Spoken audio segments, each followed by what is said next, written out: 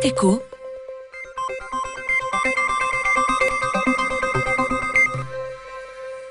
Bienvenue à tous. Notre débat va porter aujourd'hui sur le secteur de l'assurance. Comment se porte-t-il? Quelle est sa santé en 2016? Est-il en difficulté? AXA vient en tout cas d'annoncer cette semaine la perte de 650 emplois sur 2 ans. Le lendemain, le patron d'Etias était remercié par son conseil d'administration. La Banque nationale étudie aujourd'hui la possibilité d'un rapprochement entre Etias et la banque Belfius parce qu'Etias a besoin de fonds propres. Alors, nous allons parler ce matin donc du secteur de l'assurance avec 2 invités. Pierre Devolder, tout d'abord, bonjour. Bonjour. Merci d'être avec nous. Vous êtes professeur de finance à l'UCL. Et puis à vos côtés, Pierre-Nicolas Schwab, bonjour. Bonjour Olivier. Merci également d'être avec nous. Vous êtes expert en Big Data et par ailleurs chercheur à l'ULB. Michel Gasset est également avec moi. Bonjour Michel. Bonjour. Merci à vous de nous suivre pour ce débat. Alors, le secteur de l'assurance, Pierre Devolder, pour démarrer de manière assez générale, qu'est-ce qui se passe finalement? Est-ce que c'est un secteur en difficulté à ce point-là aujourd'hui? Il faut comprendre pour nos auditeurs que la mécanique de l'assurance est basée sur un principe relativement simple. L'assureur récolte des primes pour couvrir des risques et puis paye après avec ces primes des sinistres. Et donc, il y a toujours un délai de temps plus ou moins long qui se produit entre la collecte de primes et le paiement de ces sinistres. Et donc, il va être amené à placer ces montants sur les marchés financiers. Donc, un assureur a un peu, finalement, une double fonction, une fonction de couverture des risques. Vous avez un accident de voiture, votre maison brûle, l'assureur est là pour vous indemniser. Mais l'assureur a aussi un rôle sur les marchés financiers puisqu'il place les primes sur les marchés financiers. Donc, évidemment, en fonction de la santé des marchés financiers et indépendamment de toute technique d'assurance, il va être influencé dans sa rentabilité et dans sa profitabilité par ce qu'il peut obtenir des marchés financiers. Et le problème, c'est que les taux sont particulièrement bas. Il n'y a pas de miracle. Dans quoi l'assureur peut-il alors investir? Un petit peu comme tout le monde, dans des obligations. Vous savez tous comme moi que les taux d'intérêt sont en train de devenir nuls, si pas négatifs, de manière tendancielle. Il peut investir dans des actions, mais vous savez tous comme moi que la bourse, c'est pas nécessairement non plus source de sécurité, alors que l'assurance est pourtant normalement un langage de sécurité. Les gens attendent à ce que il y ait un filet suffisant pour eux. Et donc, au fond, aujourd'hui, les assureurs sont confrontés un peu à une difficulté qui est qu'au fond, indépendamment de leur core business, comme on dit, de couverture de risque, ils n'ont plus la possibilité d'obtenir des marchés financiers et de leurs investissements la rentabilité qu'ils pouvaient avoir précédemment. Alors, cette réalité est assez différente selon que l'on parle d'une assurance automobile ou d'une assurance vie. Est-ce que de manière générale, Pierre Devolder, les assureurs ont promis des choses qu'ils ne peuvent plus tenir aujourd'hui? Il y a eu des rendements Alors, justement pour ça, donc il faut faire la distinction, je dirais, entre ce qu'on appelle généralement, les techniciens appellent l'assurance dommage, donc l'assurance de votre voiture, l'assurance de votre maison, dans lequel l'assureur, effectivement, voit ses rendements financiers un peu diminuer, mais vous comprenez tous que les délais entre le paiement de votre prime et votre accident de voiture ne se comptent pas en années. Donc, le point est important, bien entendu, mais par contre, en assurance vie, comme vous le dites, là, l'assurance vie est un produit qui a une dimension financière très importante, parce que le citoyen qui investit en assurance vie, il prépare sa pension. Donc, finalement, c'est en grosse partie un produit qui ressemble à de nombreux aspects avec un produit bancaire. Et donc, la technique de l'assurance, et ça c'est important que nos éditeurs comprennent, la technique de l'assurance vie est, elle, basée sur des promesses de garantie de taux. Et donc, des clients ont souscrit des contrats il y a 10-15 ans pour des durées très longues. Vous aviez 30 ans en 1990, vous souscriviez un contrat. En 1990, vous souscrivez un contrat de durée 35 ans. Vous voyez jusqu'où vous allez aller. Et à ce moment-là, l'assureur vous promettait du 4% sur toutes vos primes futures. Ce qui est évidemment plus tenable aujourd'hui. Ce qui est évidemment très difficilement tenable aujourd'hui. Mais toutes les compagnies d'assurance n'ont pas proposé des produits garantis à vie. Les 2 compagnies dont on a parlé cette semaine, c'est Etias, bien entendu, mais aussi AXA. Est-ce que ce sont les 2 seules sociétés d'assurance qui ont mis le doigt dans cet engrenage-là? Ou bien y en a-t-il d'autres? Et faut-il s'attendre à d'autres incidents, d'autres accidents dans les mois qui viennent? Je dirais que ce sont sans doute 2 compagnies d'assurance qui ont, l'une avec le produit First dont on a beaucoup parlé et AXA avec notamment son produit Crest dont on a aussi beaucoup parlé. Ce sont 2 compagnies d'assurance qui ont été très loin dans leurs promesses. Alors vous savez, c'est toujours un peu quand vous allez très très loin dans la promesse, vous êtes les premiers à recevoir lorsque la marée recule, ce sont les gens, les premiers qui sont découverts. Donc, je dirais, les compagnies dont on parle aujourd'hui sont sans doute ont peut-être développé des produits plus agressifs que les autres.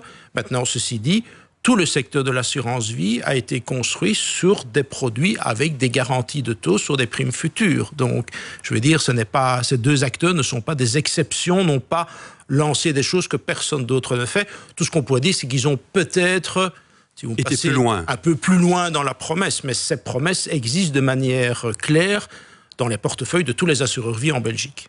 Un des éléments qui ont été mis en évidence par AXA en annonçant cette possible restructuration, ces possibles licenciements, c'est la nécessité de dégager au fond des moyens financiers, et je me tourne vers Pierre-Nicolas Schwab, pour financer, on va dire les choses simplement, la transition digitale. Alors, ça veut dire quoi, au fond, la transition digitale pour une compagnie d'assurance aujourd'hui ?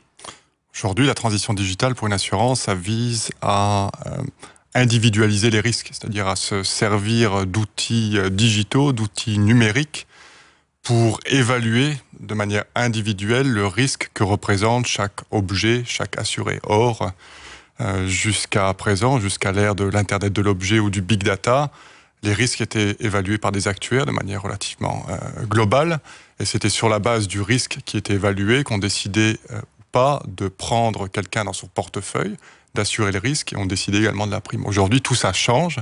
Donc, la mutualisation du risque, qui était le principe sous-jacent des assurances, tend à s'effacer au profit d'une individualisation du risque. C'est-à-dire que chacun, à la fin, est responsable de son risque. Ce qui, en théorie, n'est pas quelque chose de très mauvais. Maintenant, dans la pratique, ça pose un certain nombre de questions, notamment, est-ce que tout le monde est en mesure d'assumer le risque qu'il représente? Est-ce que tout le monde est en mesure d'influencer le risque qu'il représente? C'est sans doute vrai pour une conduite automobile, c'est beaucoup moins vrai pour des problèmes de santé. Alors précisément, est-ce que c'est vraiment l'avenir, ça, l'individualisation, et donc mettre à mal, vous l'avez dit, le principe de solidarité finalement? Est-ce qu'on va pouvoir comme ça suivre chaque assuré en disant voilà, vous conduisez trop vite, voilà, vous ne marchez pas assez sur une journée? C'est ça qui arrive doucement. Alors je pense qu'il faut distinguer l'aspect théorique, donc la perspective théorique, et la perspective pratique. En pratique, c'est sans doute un petit peu utopique de faire quelque chose de ce genre-là. On pourrait, si tout le monde adhérait au système, le suivre, mesurer ses battements cardiaques, sa pression artérielle, que sais-je, et corréler tous ces facteurs à un profil de risque.